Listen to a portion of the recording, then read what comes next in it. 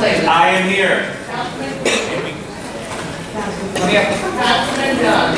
Here. Supervisor Guzman. Here. Councilwoman Miller. Here. Councilman Mascarella. Here. Councilwoman Ryder. Here. Supervisor Janikis. Here. Okay. Deputy Supervisor, will you please do the pledge of allegiance? Allegiance to the flag of the United States of America and to the republic which it stands, one nation, under God, indivisible, with liberty and justice for all.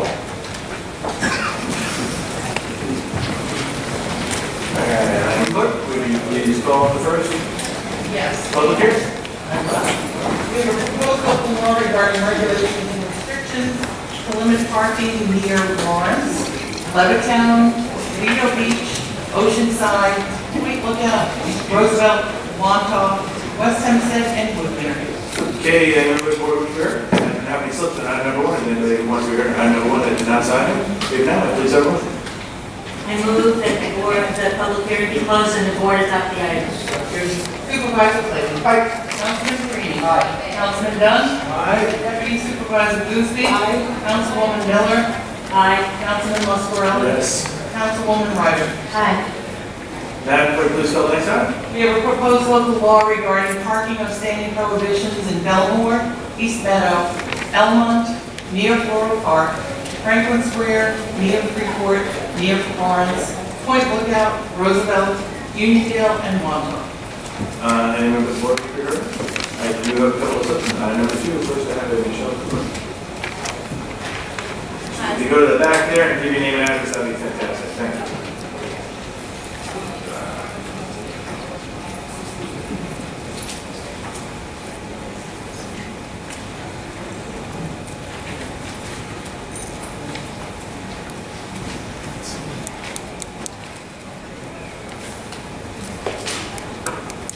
How you doing? Well, thanks, how are you? Good. Again, I'm Michelle Cabrera. Thank you for the opportunity just to express some of my concerns with regards to this. And hopefully this falls under this, this item. But the reason I'm here today is 6 Nassau Road is the former home of Michelle's Upper Prep, which is back in the day bustling elementary school. And Is it regarding item number two? it's in regards to parking, to commercial industrial parking. Okay, but we're calling right now the hearing in relation to number two. Is that address on this, on item number two? It's in Roosevelt, so. No, I know that we do have a public comment section later on, you can think, but we generally, the rules when we present it on, the public speaks to that item that we're voting on. Okay, the specific address is not in there, but I just figured. Okay, that's what you see, this gentleman right here is from our traffic control. We have a public section later on, not too far away, you can come back, but in the interim, Tom, maybe you can go back and they'll get the information for you to follow with you, is that okay? Not a problem. Okay, awesome, thank you very much. Thank you. Now I also have Tom Moran. Good evening, that's actually on item number 3. Okay, that's fine. I don't have any other slips on item number two. Anybody else wish to be heard that incident item number two? Okay, man, please have a motion. I move the public hearing be closed and the board adopt the item. Second. Supervisor Clayton. Aye. Councilman Green. Aye. Councilman Dunn. Aye. Deputy Supervisor Guzman. Aye. Councilwoman Miller. Aye. Councilman Mascarella. Aye. Councilwoman Ryder. Aye. Okay, Madam Clerk, please go to the next item. We have a proposed local law regarding arterial stops in Franklin Square, Oceanside, Point Lookout, Uniondale, and Montauk. Okay, any member of the board wish to be heard? All right, I do have a slip. Mr. Moran.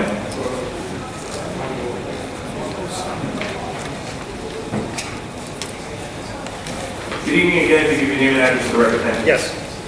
Thomas Moran, 54 Parkside Drive, in Point Lookout, New York. Again, my name is Tom Moran. I'm the president of the Point Lookout Civic Association. I'm here tonight in support of the proposal to install stop signs at Lido Boulevard and the intersection of Freeport Avenue. Stop signs at this location is the biggest request we get from our community, and we have not received any opposition to the placement of these stop signs. These stop signs will be placed at the main pedestrian crosswalk in town and will stop drivers and provide a measure of safety to pedestrians at the busiest crosswalk in Point Lookout. There are already existing crosswalks at this location, but nothing to stop traffic. There are no stop signs for the entire length of Leo Boulevard while in Point Lookout. That is 12 blocks without any sort of stop sign to control traffic. These stop signs would force drivers to slow drivers down and stop halfway through town. Finally, there are 4 east-west roads in Point Lookout.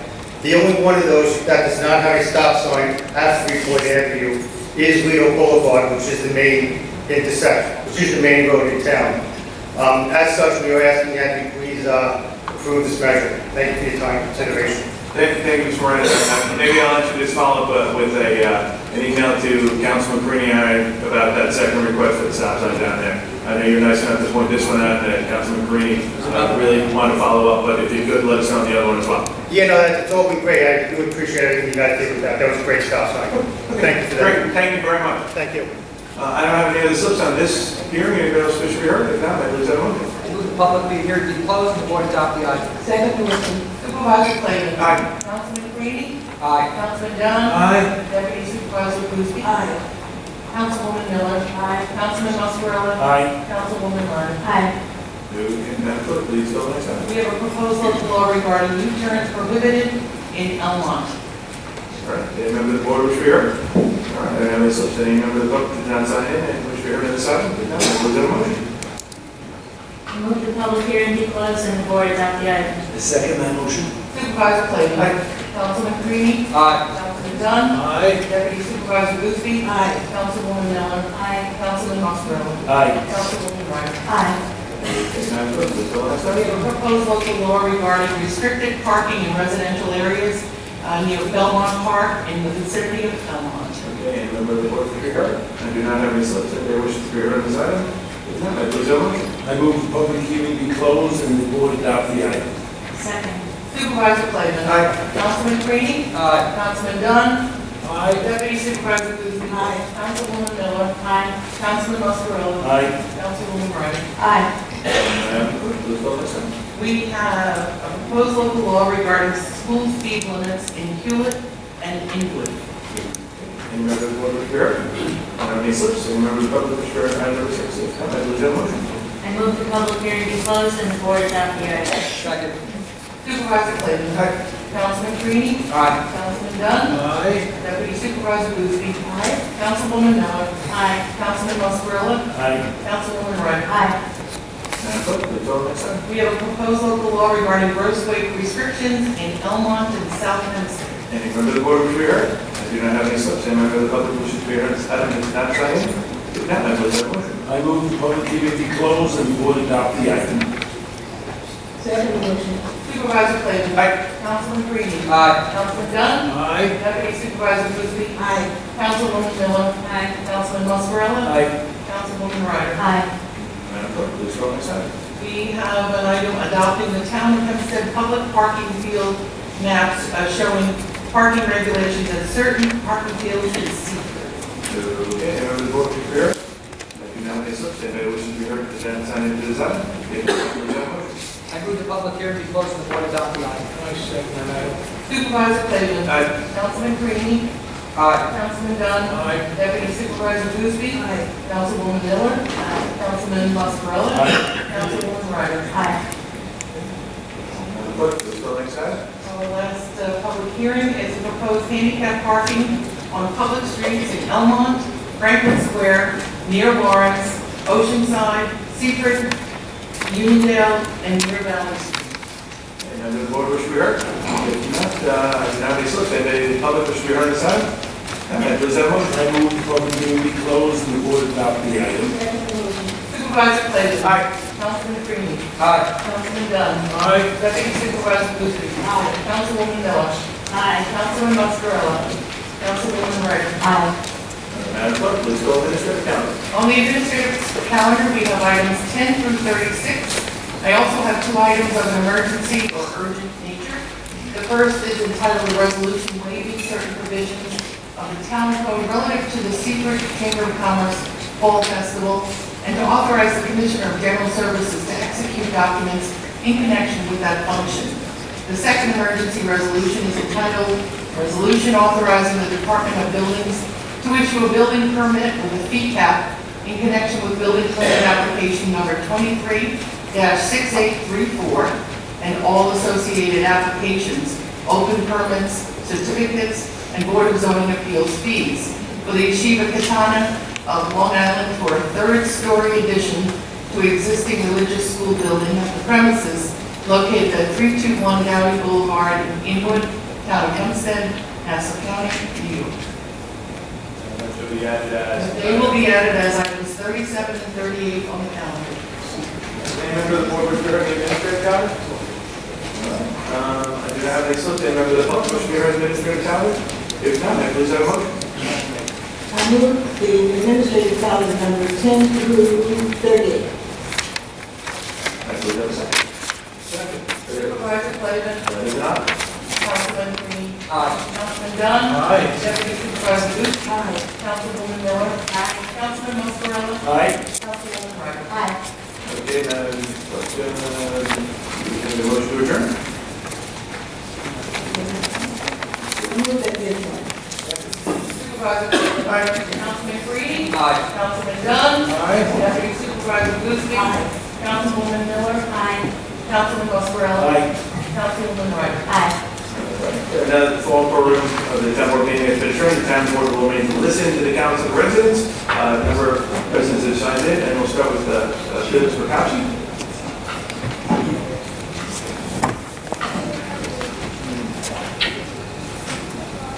Good evening. If you give your name and address for the record, thank you. Bill Mercacci, Franklin Square. In Don Cleveland's recent campaign mailing, he says he hasn't raised taxes. This is a lie. On January 5th, 2021, Don Cleveland and the entire town board voted unanimously to increase taxes on residents living within the town of Hempstead's water district, Resolution 18118. On March 31st, 2020, after being in office just 3 months, he lied to residents about a $40 million bond resolution for road repair to stimulate the economy. Don Clayton called the press and told them the $40 million was to be spent to help people during the financial downturn due to the pandemic. The town's bond documents show that only $5.9 million was borrowed in 2020, $15 million was borrowed in 2021, and $16 million was borrowed in 2022. So why did Don Clayton lie, saying the $40 million was going to be spent in 2020? The answer is because Don Clayton is a liar, and all residents of the town of Hempstead should be aware of this. On August 4th, 2020, the town board passed a bond resolution to refund $23 million of the town's debt. Before this bond issue even went to market, Don Clayton said he saved taxpayers $750,000. For Don Clayton, lying just comes naturally. At the last meeting, Don Clayton said I acknowledged some good deed Kate Murray did regarding passports. Watch the video, Don. I never said or implied such a thing. For the record, Don, both you and Kate Murray are big on wasteful spending, and Kate's passport program creation was totally unnecessary and has been a big waste of taxpayer money since its inception. To make sure you heard me correctly, I'll repeat myself. Kate Murray's passport program is totally unnecessary and has been a big waste of taxpayer money since its inception. I know you would like to acknowledge what I say when I go back to my seat, so acknowledge this instead of making a misleading statement like you usually do. If you disagree with me, prove me wrong, Don. On your next mailing, just tell people what the cost to taxpayers has been per passport process since the program's inception, and let the voters decide if it's a wasteful program or not. Or are you too scared to tell residents the truth? Yes, Don, I'm asking you to provide truthful information to residents about how you spend their money, and I know you don't want to do this, but residents have a right to know. Finally, for the record, I did not compliment Don Clayton or any elected official during this comment, so please don't believe any remarks by Don Clayton if he says otherwise. Thank you so much. Bye.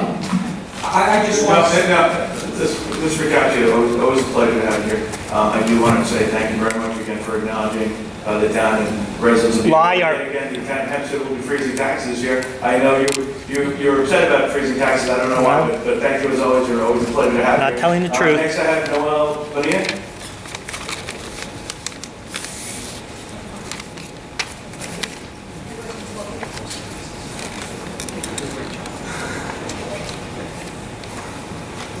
Noel Kinnear? Okay. German Perrock?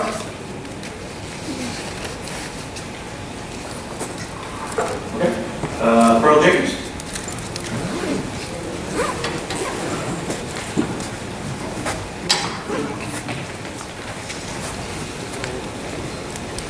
Hey, you don't have to name that as a record, thank you.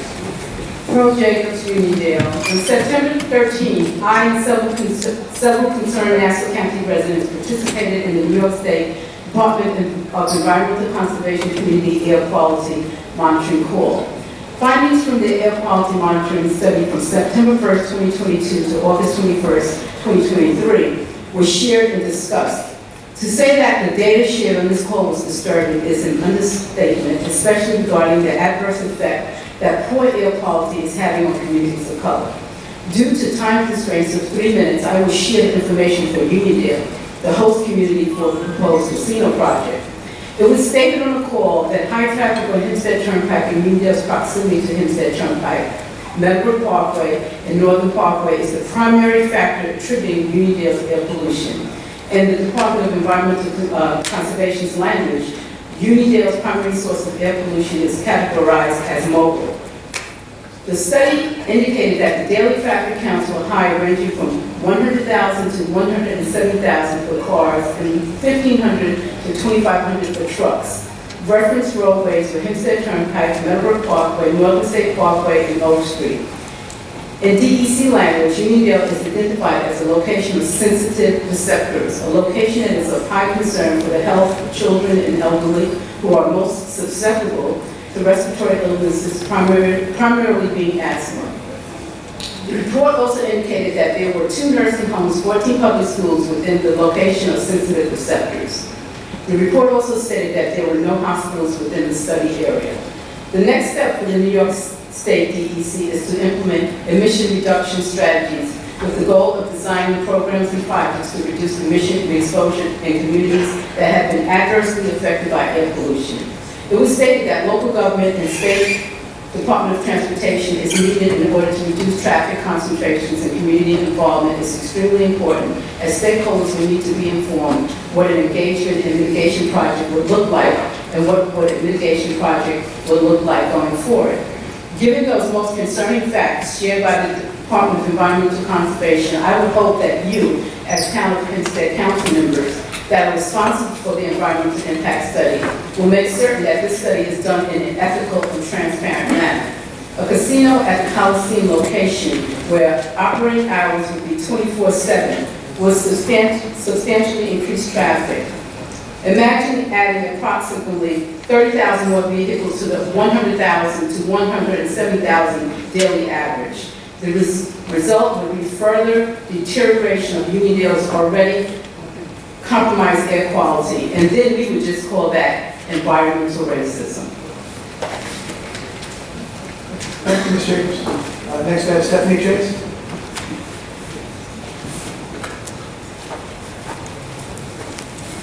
Good evening, Ms. Chase, if you're name and address for the record, thank you.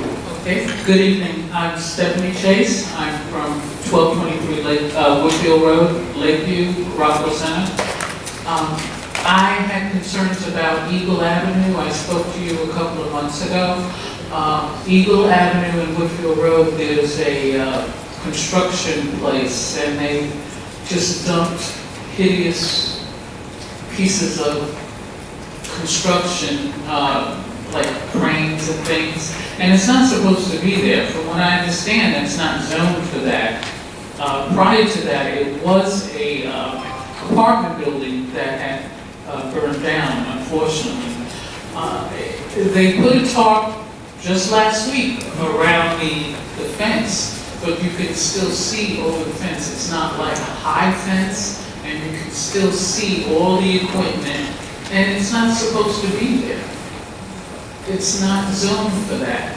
I heard they were, from the meeting I was here last time, they said it was, they were given citations, but nothing has been done. Get them out. I don't understand. If they had, so many citations for this site, It's an eyesore coming into my community, my beautiful community of Lakeview. Thank you. Okay. Ms. Chase, I'm going to tell you that I know Fred Jarrett, my building commissioner, is back there. He's going to follow up with you. Maybe he can tell you the status of any citations that they appeared before the court and what the court has or has not done. Freddie, if you could do that, stand up there and wait. Yes. Take it. Okay. Thank you. Next, I have Richard Catalano. Good evening. Your name and address, for the record. Richard Catalano, 82 Whitehall Boulevard, Garden City. I'm a member of the grassroots group, Say No to the Casino Civic Association. We're a group of concerned residents throughout Nassau County, concerned about building the second largest casino in the country here in the heart of our county. I urge everybody on the council to visit our website. It's nocasinonassau.org to learn about 9 key reasons why the proposed casino is wrong for the residents of the town of Hempstead, wrong for Nassau County, and wrong for Long Island. It will invariably increase traffic, crime, pollution, gambling addictions, DWI fatalities, and will also decrease our home values and our overall quality of life. First, I want to express some disappointment about the inactions of the town of Hempstead today. Despite a rezoning proposal that is likely the most significant threat to our quality of life since I've been on this earth, which is 63 years, we have received zero information as residents as far as how this zoning process is going to proceed, though we receive a lot of literature from the town of Hempstead about a lot less important things. This is an unprecedented request for a resort district, for a casino complex that will have more square footage than the Empire State Building, more square footage than Roosevelt Field. It's an enormous complex that they want to plot right in the heart of our county. I would like to spend the rest of my time briefly talking about why I believe this is a problem from drunk driving. DWI fatalities are way too high in Long Island. We've lost 763 innocent lives since 2012. That is about 5 per month. We recently lost a family in Massapequa, 2 teenagers in Jericho, a young couple in Laurel Hollow, and there's a variety of reasons for that. However, if you put this proposed casino in the middle of Nassau County, in that location, with 12,450 parking spots, they have to have a lot of parking spots because nearly everybody is going to drive to this casino. It will invariably lead to drunk driving. If any of you have ever been to a casino, you know that they serve alcohol, you know that they give complimentary beverages to their high rollers, and you know that people are going to leave that casino drunk. If only 0.5% of the people coming to that casino leave drunk, that is an extra 60 drunk drivers on our roads each and every day. And deaths have happened. Last September, a drunk driver from Mohegan Sun ran over a mother and her son. Back in 2009, a pre-med student from Islip, Elizabeth Durante, was killed by a drunk driver, also from Mohegan Sun. And I just want everybody on the council to think about the implications. Are you ready to wake up one morning and to read about a drunk driver going in the wrong direction on Meadowbrook Parkway, killing some innocent residents of the town of Hempstead? Thank you for your time. Thank you, Mr. Catalano. Rest assured, when hearings are to be done on it, they'll be published enough, and there'll be significant attention paid so people know to come down and express either their opposition or support to anything that may or may not be built at that location. Next, I have Lisa Gott.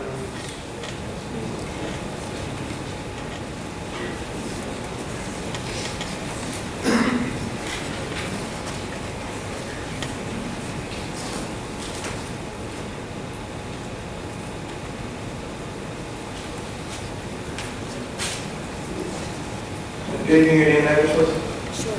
Lisa Gahn, North Freeport Avenue, Point Lookout, New York. I am here, as well as a large number of people, because of a situation that we've become aware of. And we want to make sure that you folks are aware of it so that something can be done. The town of Hempstead Animal Shelter, I believe, is guilty of an egregious and grossly negligent pattern of conduct. We have a couple of people here tonight whose animals were picked up. Apparently, the no-kill shelter, which it's my understanding the town shelter is, then sends animals to Central Veterinary, And within hours of picking them up, so there's no holding period, there's no protocols, there's no process. Apparently, there's not even a listing when they pick up an animal. Within hours of picking them up, these people's pets have been euthanized. As a group of animal lovers, I can tell you that we all go above and beyond what any of you folks can ever imagine to save animals and to get them neutered and what have you, to do our part. And what I thought the first time I heard about it was just a horrible accident. It's apparently a repeated pattern of behavior. It's beyond my comprehension that I live in a town where that can even be possible. And you know what? We live in a world where we're so worried about people, running people over and taking off with their cars and everything else. What are we teaching our children? There's no respect for any life. The only species on planet Earth that kills something for a reason other than food are human beings. So these animals, as you will hear tonight, they were tested. The test did not show one valid reason why these animals were euthanized, and yet they were euthanized. Within feet of their homes, within hours of being picked up. And in one case, I will tell you that I think the people that called the town thought that they were doing a good deed because they called a no-kill shelter for an animal that they thought might be in distress. And within 2 hours of picking it up, it was killed by Central Vet. I need to understand, and I need to have a guarantee from the town of Hempstead that my tax dollars are not paying for people to kill animals that I'm devastated and they're not even my pets. I cannot believe I live in this town and this has been a repeated pattern of behavior. It needs to change. The people that you're going to hear from tonight that are here to speak demand that it change, and I think that Central Vet, their contract needs to be canceled immediately because clearly nobody's vetting them, nobody's monitoring them, and whatever's going on has to be illegal. I can't believe it's not. Thank you.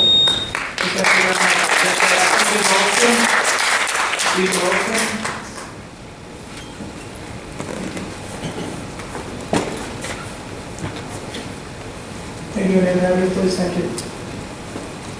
Hello, I'm Steve Ralston. My address is 823 Stanton Avenue in Walton. I'm a resident for 37 years.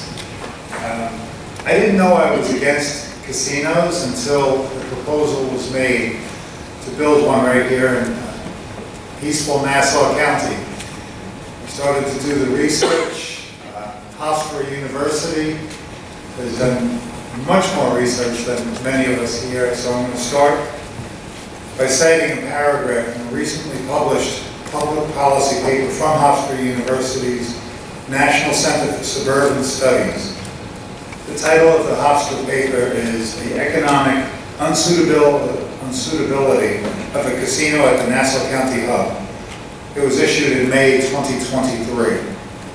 Over the past decade, a carefully forged consensus has emerged to focus Long Island's public and private resources on expanding high-paying, knowledge-based industries. Key strategies include investing in research and educational opportunities to fill the jobs of the future that exist now and providing additional housing that is appealing and affordable to well-trained young workers whose services Long Island is competing with other regions. The proposal to develop a casino, this is Hofstra University's words, the proposal to develop a casino at the Nassau County Hub is completely at odds with the stated regional economic development priorities that government, business, labor, human service, and other stakeholders agree are critical to the long-term economic health of Long Island.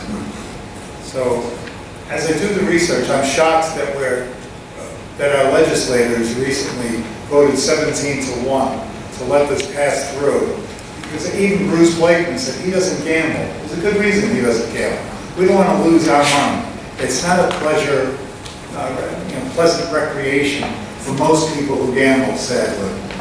There are much more worthy projects. Days after Mr. Blakeman and fellow legislators allowed the casino project to go forward, He welcomed the cooperation agreement between NYU Langone and Nassau Community College. Such an expansion of our valued universities and medical groups are exactly the type of growth projects we all seek, for growth which enhances the quality of life in Nassau County. It helps us all. A casino degrades neighborhoods for 10 miles around, according to the Illinois Law Review. A casino will not enhance our quality of life. Please, let's put our energy into projects which help the community, such as the NYU Langone Nassau Community College Alliance. Thank you so much for your time.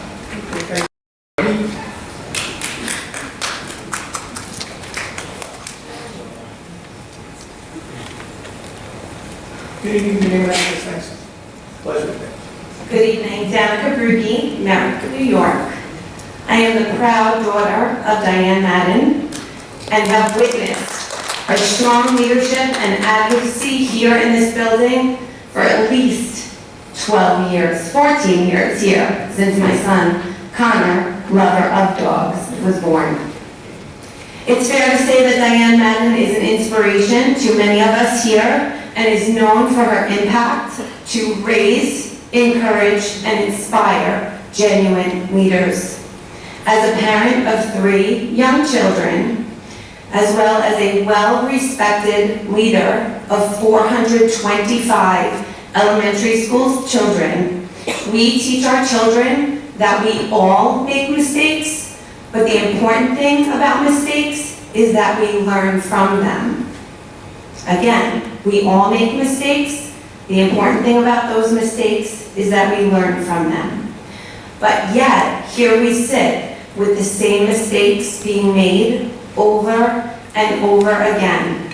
These mistakes are unacceptable.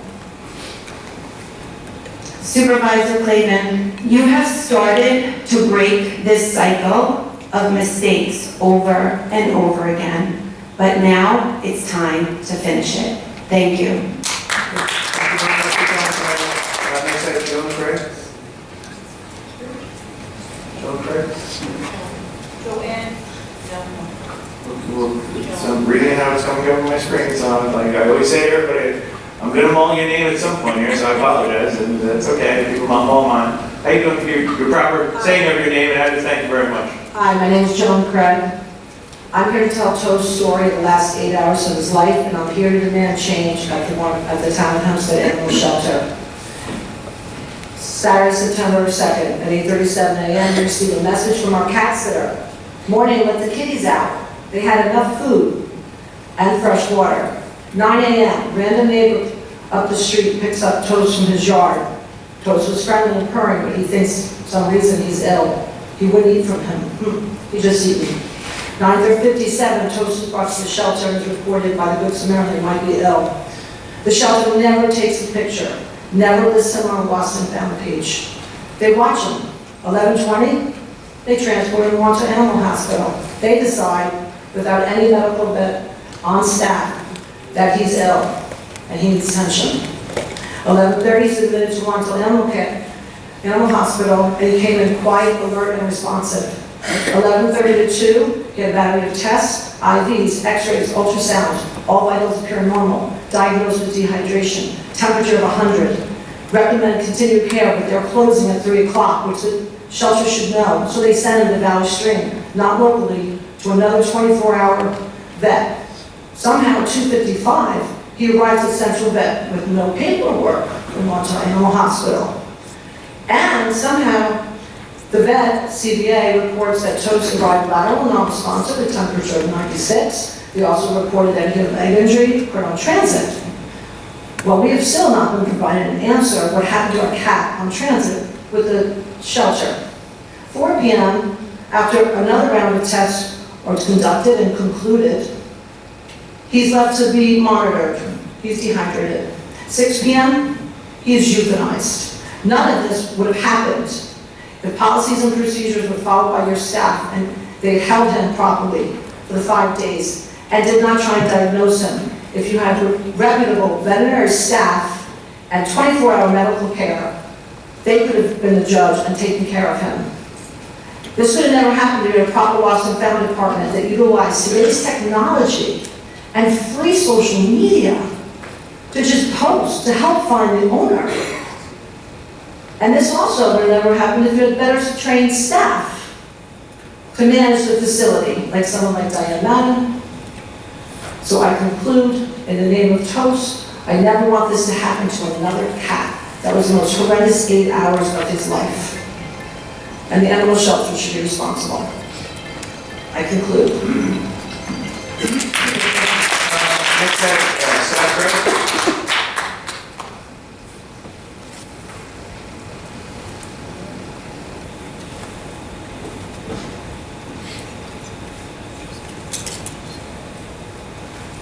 Good evening, you name and address, thanks.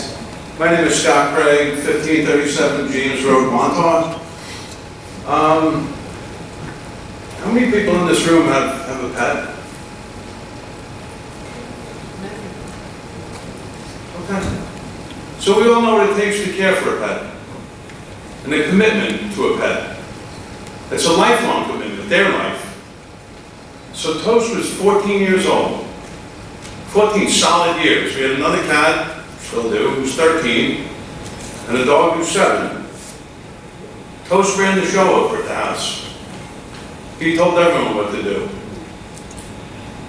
He got cared for.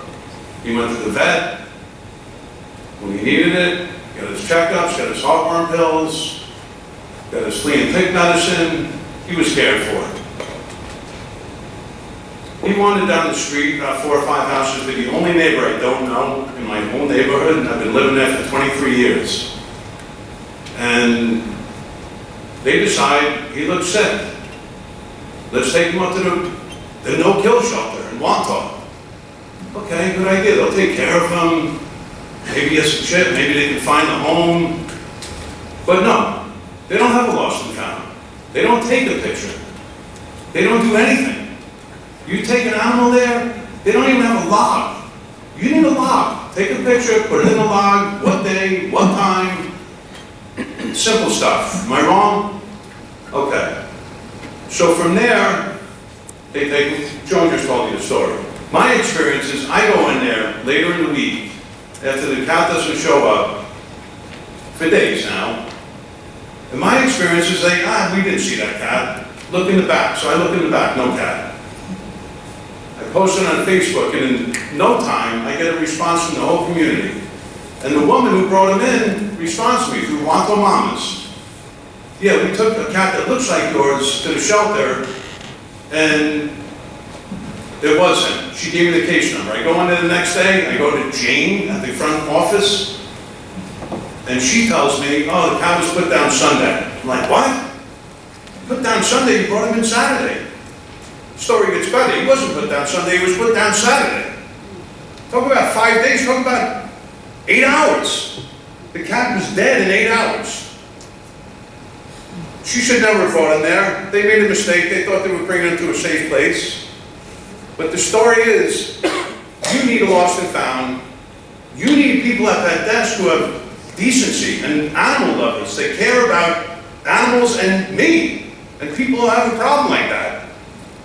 And then you need Ashley, the supervisor, told me, your cat is riddled with cancer. And we had to put him down, which is a lie. There's nothing that says he was riddled with cancer. Thank you very much, Mr. Craig. Thank you, but we need change. Arlene, thank you so much. Arlene, Thank you. Arlene Walker. Okay. Next, and Stacy Fishman.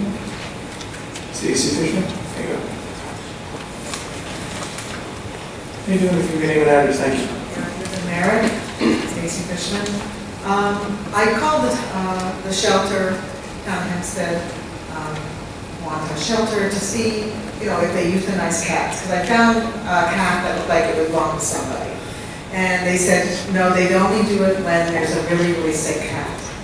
So luckily, I had a private scanner, someone that had a scanner to see if there was a chip, and I found the owners of this indirect cat. But it was very disappointing to hear about what happened here, because I thought that things had changed there, and that you had, taken care of this problem. And these are living creatures, they're just as important as us, and I would like to see some change with this procedures and how you handle things. And as a roster found, and there's, time to have cats, I think 5 days might be too short, but there should be some kind of database as well. Thank you. Jessica Marcotti?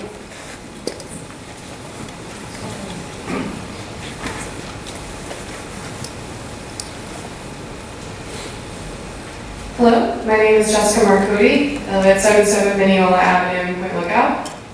I'm here to hold the town of Hempstead Animal Shelter accountable. Frankly, I have a horrible pet dander allergy, and I can only appreciate a cat or dog from a distance, but I have seen the love my best friends have for their animals, and the comfort that an animal can bring a person who is grieving or struggling in one way or another. It's unacceptable to allow the lives of people's beloved pets to be in the hands of someone who's trying to get off work early that day. Let's raise the standard here. I'm sorry my friend's cat had to be an example to bring on change that desperately needs to happen. You all have pets, and we all want the same thing. Let's take some reasonable steps to protect the welfare of our animals. Enforce the protocol of a 5-day hold. We need full-time veterinary care for animals that are being brought into a facility. And we want a frequently updated online page with photos that you could maybe take with a smartphone in your pocket to allow families to rescue their pets from a shelter that claims to be acting in their interest. If you have any questions, you can ask Tate Simmons. She's already saved more animals in her 25 years than this shelter ever has. Thank you.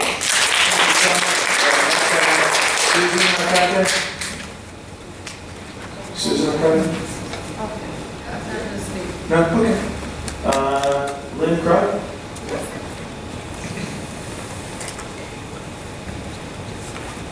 Good evening, your name and address, thank you. Good evening. My name is Lynn Krug. I live at 2 Wyler Court in Garden City. Thank you for allowing me to speak. I'm just trying to get my notes up. I apologize. Technology, not my thing.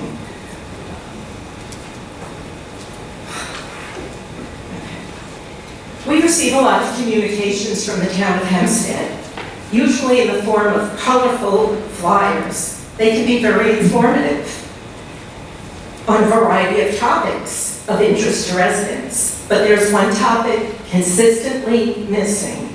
That topic is one of the most important developments in the history of our town. The potential construction of one of the world's largest casinos in our backyard.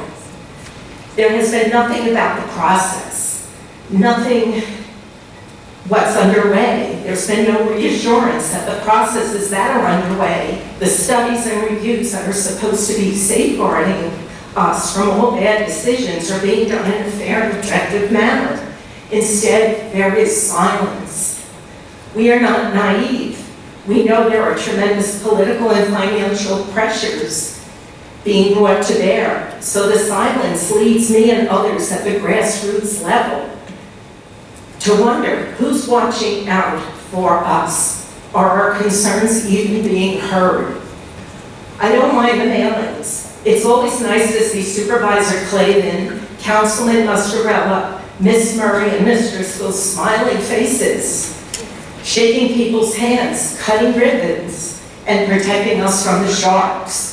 Thank you for keeping them in Nassau and not sending them to the Conic Bank. But to those of us who fear the perils of a 9-acre casino being railroaded into our town, we need to see some transparency, any transparency, to the review and approval process. Right now, there doesn't appear to be anything happening. If you're doing your diligence, report it to the residents. We need to know. The silence only leads us to assume that the deals and decisions are taking place behind closed doors in the hopes that no one will notice. I'm here to assure you that we are noticing. And just to let you know, on the way back from cut job this evening on the LIE. I'm very happy I was able to make the meeting.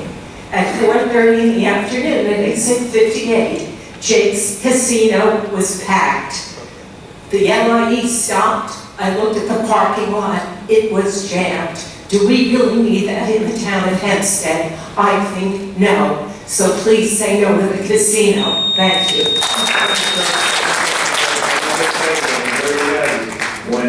When something transpires there, of course, we're going to have a public hearing. We're going to ask all of our friends and neighbors to come down and voice either their opposition or support before a decision is made. It just isn't at that point yet, let alone, I think it's fair to say we don't even know what's going to transpire because we don't even know what's going on with the state level. So I would definitely urge you to reach out to the governor's office as well.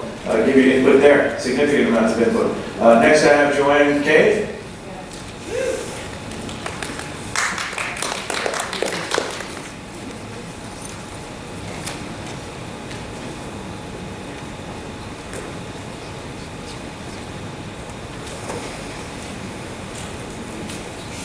How you doing? Name and address, thanks.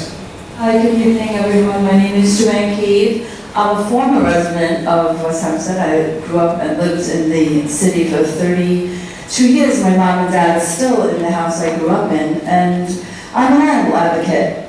Hearing the story broke my heart, and I felt the need to come tonight to express how saddened I was to read about poor Toast and Spirit's outcome, because I, for the last 10 years, have held a position with the Humane Society of the United States, so I do a tremendous amount of advocacy in and around Long Island.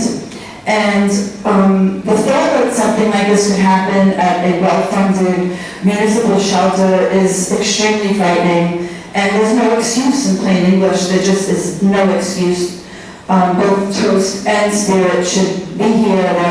There immediately should be an intake when any animal is brought in as a stray. And at the very minimum, New York Animal Care and Control has a 72-hour holding period, in which time they're searching through various databases to search for lost pets that might fit the description of an animal that is brought in. Where I live now in Smithtown, they have a 5-day holding period for animals, and that animal is immediately put on their social media page so that someone who might live in the neighborhood could be reunited with their pet. So this situation that has taken place is just inexcusable, and no microchip does not mean that there's no home. No collar does not mean that there is no home. And finally, speaking for 2 cats that I myself have at home that are both ear-tipped, they're my pets, and they have a home. So an ear-tip alone also is not a reason to assume that a cat doesn't have a home. So really, Town of Hempstead needs to do better. There's no excuse, and I sincerely hope that this tragedy that has happened will not be in vain, and that both this will be the inspiration that's needed in order to have some meaningful changes happen. And I've heard very negative things about the veterinarian, the shelter is contracted with, Valley Stream Central, I believe it's called. So that's something also that should definitely be looked into. Okay, thank you so much for coming in. Next up, Leslie Simmons. Maybe if you can name and address the record, thank you. Hi, Leslie Simmons. I live at 115 Lynbrook in Point Lookout. And I'll start by reiterating that if the town had followed a hold protocol, my cat Spirit would still be alive. Spirit was euthanized before I even knew he was missing. When he was wearing his collar, he was a collared animal, indicating he's a pet. He was picked up only a couple of feet away from our property line, only about an hour or two after I let him out. He was also, the woman that called about him was not even from town. She was from Virginia, visiting my neighbor who lived directly behind me. Everyone on my block knew Spirit. They knew he had broken his leg 6 months prior, and I spent lots of time and money at Long Island Veterinary Specialists, where the orthopedist there did an amazing job preparing and casting his leg. I took him every week to have that cast changed, and it cost me a fortune, but I didn't care because we loved him to death. After that, after April 16th, when he was picked up by the town of Hempstead, he was taken to Central Vet in Valley Stream. There, his vitals were done and taken and reported as normal. Then he was put through roughly $1,300 worth of other tests, which were basically also normal for a cat his age. He was 17, even though on the paperwork they said he was 9, but they didn't know, because he, to them, was a stray. After all those tests that were normal, they euthanized him, even though the tests were normal, based on the fact that his leg was stiff. That's the way it had to be set. But he maneuvered on. They said he had no teeth. He hadn't had teeth for years. He was very happy without his teeth. And then the other thing, they said he was underweight. He was underweight because we had just found out, literally like a day or two before I had him at the vet because he was losing weight, we found out that he had hyperthyroidism, and we were getting ready to put him on medication. The vet was just getting that ready for us. Anyway, his total bill was $1,500. That was for my cat. When I got the FOIL report, the 60-day bill for Central Vet was $27,000. Now, how many of those pets were actually euthanized? I don't know because I haven't foiled up all the other reports yet. Do the math and figure out how much the town is paying this vet hospital yearly to either, euthanize pets or just not do what's right medically for them. This animal hospital, you need to cut them off. Sever your ties, sever the contract. Because they have a terrible reputation. Go and investigate it. Look at all the bad reports. They are not medically capable, and they are fiscally super irresponsible. The other thing I need to mention is the apathetic, unfriendly, uncaring attitude at the front desk of the shelter. That needs to change. Thank you very much.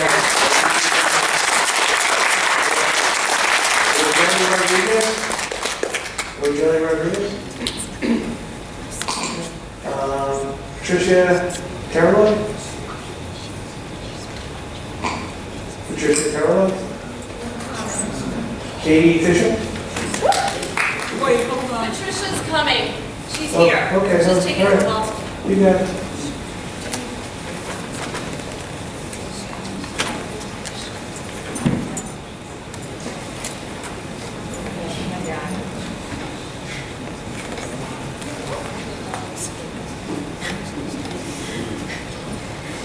Thank you.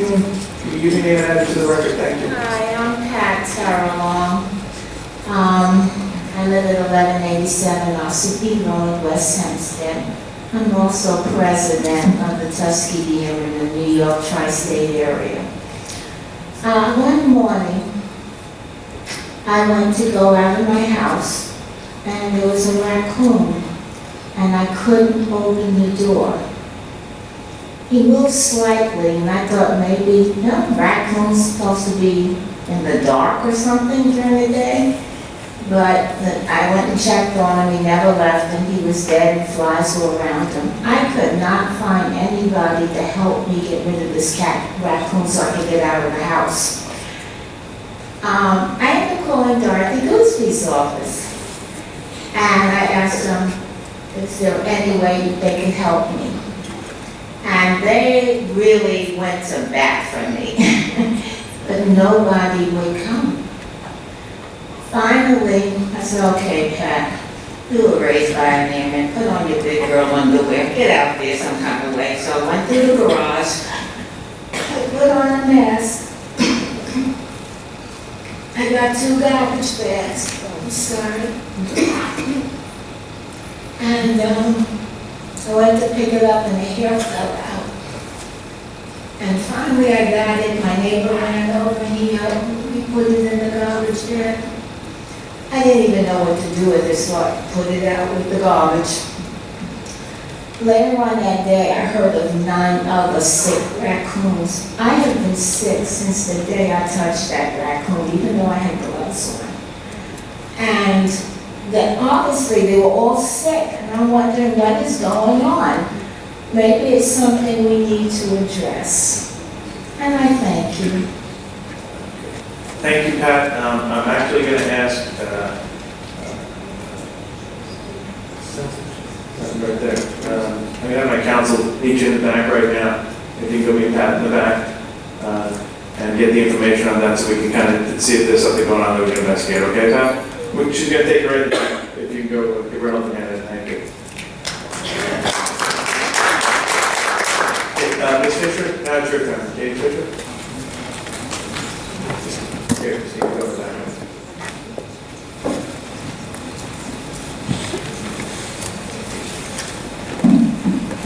Hi, Katie Fisher, Point Lookout. I saw many of you raise your hand when we were asked earlier who here has a pet. This is not only affecting cats, but it's affecting dogs as well. There's been multiple dogs killed by the town of Hempstead. So I'll keep this brief, but I just want many of you that raise your hands, or those of you who don't have a pet that go to somebody's house that have a pet, to imagine leaving here. It's been a long day for all of us. And who's on the other side of the door to eagerly greet you? They're not there anymore. Maybe your middle schooler let them out on accident. Maybe they got out the back door. Who knows what happened, but within hours, while you were at work and you came home, they've been killed. This is not right. And it needs to change. I'm asking you guys to enforce the protocol of a longer hold, to hire full-time veterinary staff that care about animals and serve cash reports them. And I'm asking you for a frequently updated page where pet owners can go to find their missing pets and relocate them. This is not hard stuff to do. And I know that anybody who has an animal and who can put themselves in the shoes of the people here today that are coming up to speak can understand why this needs to happen immediately. Thank you. Next I have Tate Simmons.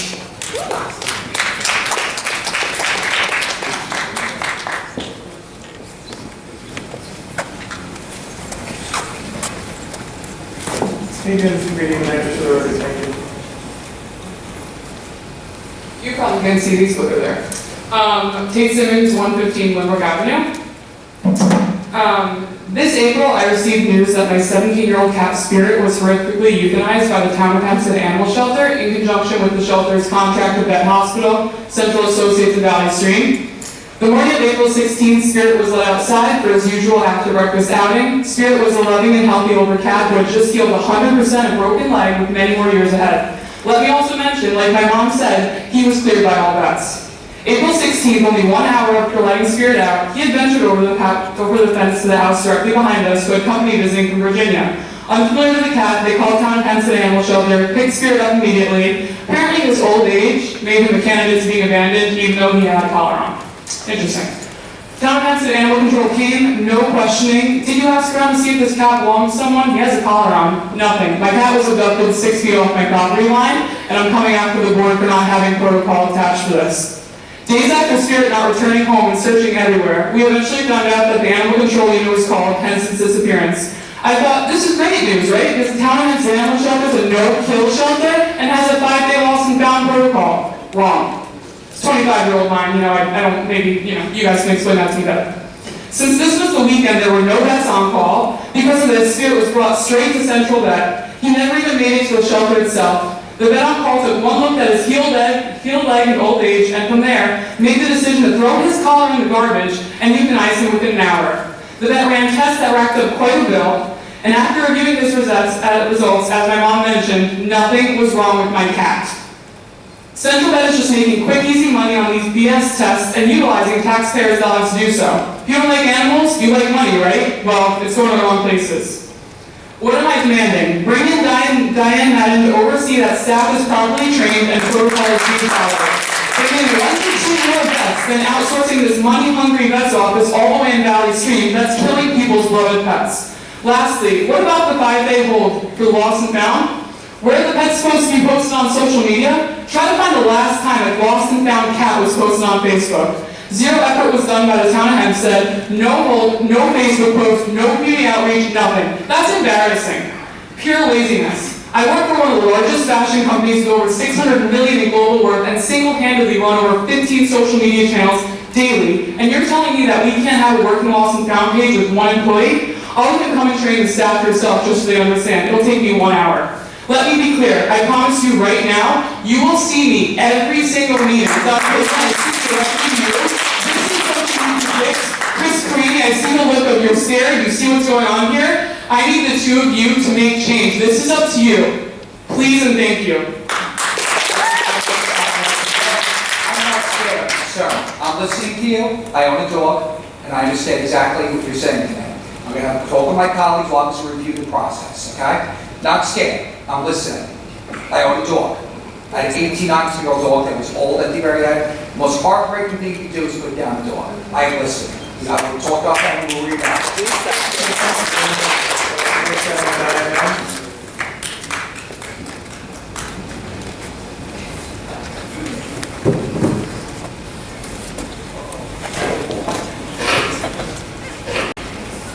Diane Madden, Hempstead. Thank you, Councilman Carini, for that response. I mean, personally, I'd be sitting down with these families and working with them. Someone that has that kind of skill in social media should be someone that is on your team, not the other side. What's sad about this is that it's so preventable. It was preventable. I presented recommendations back in April when Spirit was destroyed. You need 2 full-time, on-staff, in-house, highly reputable veterinarians to work with the team, and by the way, Supervisor Clayton, in the direction that you chose, thankfully, to put the shelter in. You need a full-time, and by the way, I recommended this, it was the first recommendation to your appointee many months ago. I said the first thing you need to do there is put experienced, full-time staff in charge of vital departments such as lost and found. But instead, it's the same old business as usual. You have a bunch of part-timers sweating, wearing 10 hats, trying to keep up with very important departments, and animals are being killed because of it. You need someone to oversee a full-time department, lost and found department, and to bring it into this decade. You need to bulk up kennel staff. They work half the time at a skeleton staff. How is any acting director or director, whoever you put in there, supposed to make that shelter successful if there aren't enough people to put the pieces together? The acting director, by the way, she needs professional guidance, not political grooming. That's what she needs. And she needs to start asking for help instead of making excuses. Supervisor Clayton, you've made some really humane decisions. You've been the first in 4 administrations to do that. You need to change management, which is, I owe you a kidney for that. But not everybody in this town got the memo that that's the direction you want the shelter to go in. Not everybody's getting this memo. I personally hit walls trying to get probably one of the best employees in there to help cats. Finally, it took about 4 months. I'm asking you to reject every excuse that's put before you because they're limitless. I've never seen a shelter operate on so many excuses, but I need you to reject those excuses and implement direct orders from you. Every time you made an independent decision, it was the best one. So I urge you to do that. And again, I think meeting with these families will be a lot more productive, and it will be proactive instead of reactive. And by the way, I would have loved to have seen any one of you, and by the way, I'm thankful for the direction until this happens. And I have to come here because I have to separate myself from that. These families deserve an apology. Thank you. Thank you very much. Next up, Valerie, you have one? Valerie, you have one?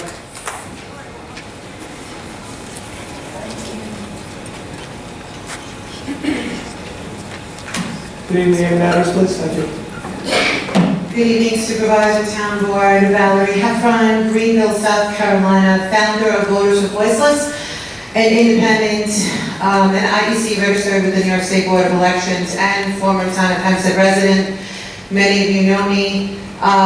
by all means, before you dismiss my comments, because I no longer reside here, I just want to let you know I brought a few friends with me tonight, and I have a few more. So let's pay attention to this. I want to put the swords down. Too long, there has been an us against them situation, animal advocates fighting with elected officials, fighting with management, etc. What I want to do is point out the solutions. First of all, let's identify the problem. The town has a long history of breaking its own laws as it pertains to the Hempstead Animal Shelter. You've heard a lot about lost and found tonight. I want to address another one. The town has a policy, which makes total common sense, that any animal adopted or fostered, the behavioral history must be disclosed to the family. Well, that didn't happen with Maria Koopman, which is now an appellate court case in the Supreme Court of New York. Index number 607862/19. The shelter broke its own policy that mandates they disclose behavioral, all behavioral history. So what happened? 4 days after this dog, Nico, was adopted, viciously mauled the adopter, Miss Koopman, breaking both of her arms, severed tendons, broken bones, and multiple lacerations. My point to you is this. When laws are broken, animals die, people get hurt, taxpayers get robbed. This case has now hit over $1 million in taxpayer-funded legal fees. But what's the bigger picture? Here's your solution. For years, since before I became an animal advocate, Diane Madden has been in the press, presenting solutions on a silver platter to you. She was right about the lost and found rules back in 2017 when a dog named Oso was killed in under 24 hours. She was right when she warned about the animals being wrongfully distributed to a shelter upstate that was shut down for animal abuse and neglect.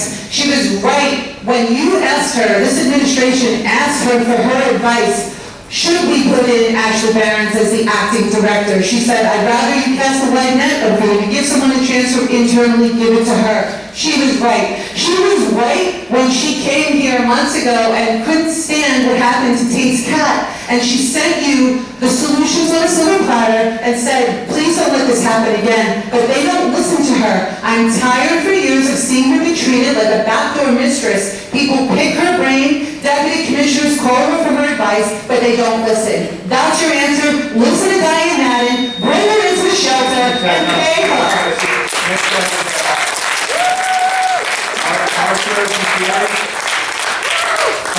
Just saying, someone left their phone. Thank you so much.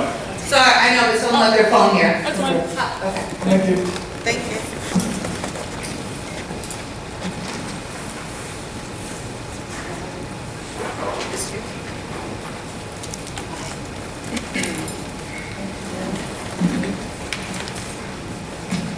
Marsha Detier, New York. Kudos to anyone that loves animals. I love animals, I love trees. I think they all deserve to live harmoniously with everyone. And mentioning independent decision versus with tree preservation, 2 members voting no. That's sad. I check the agenda each month with hopes that the board will come to their senses by promoting tree preservation. Every day another home is bought, every tree removed, and homes enlarged, saplings or bushes replace the trees that once shaded, and brought peace with noise buffers and literally peace of mind and tranquility to homeowners, neighbors, and wildlife that depend on them for their survival. Even though the Southern State Parkway, going north and south, Sunrise Highway, to my south, didn't disrupt the peace that we once had. Now it sounds as if cars, trucks, and motorcycles sound like they're in my backyard. I am sure I am not the only person who misses a quiet, peaceful day with the sounds of birds and a cool breeze. What are the benefits of removing all the old growth made of trees? Just more money for developers and in towns' pockets with increased taxes. When are the constituents going to benefit? Suggestions of low-cost and no-cost right-of-way trees that can resolve so many problems were ignored by the board. My volunteering to do a walkthrough with the town and its constituents if they want tree preservation was ignored. So many requests of tree preservations were put into place by hundreds of constituents were never put on the calendar due to 2 of the 7 board members, not the majority, not wanting tree preservation. Consequences develop every day, including increase in cancer, hotter weather, less rain, and lack of oxygen. We are so disappointed in your lack of compassion for those that cannot speak up for themselves. Don't be the minority, go with the majority of townships that want and know what's best for the constituents, protecting our environment, including everything that depends on mature trees to survive, our neighborhoods, not just parks. And on behalf of the animal shelter, I am a volunteer there, and there are a lot of good employees, and I see them so short-staffed, doing 20 things at once. You need full-time vets there, that when an intake happens, it doesn't get shipped off to Central Vet, which I know how many cats died when COVID was going on and they were doing the TNR. I know you have a contract with them, it needs to be null and void. They're a horrible vet. I've had a cat that horrible things happen. I like Ashley, they're really good people there, but they're working. Thank you, Ms. And they can't do the job without our employees. We appreciate you guys coming in. I don't have any other slips, and everyone's wish to be heard. If not, then have a wonderful evening, everybody. Thank you all for coming. You can raise it up, I said, hey, Phil, should be heard. Please, join us. Thank you, I appreciate it. That's okay. How you doing, all right? You go to the back, Mike, please, sir. Thank you. On my way. Thanks, Val.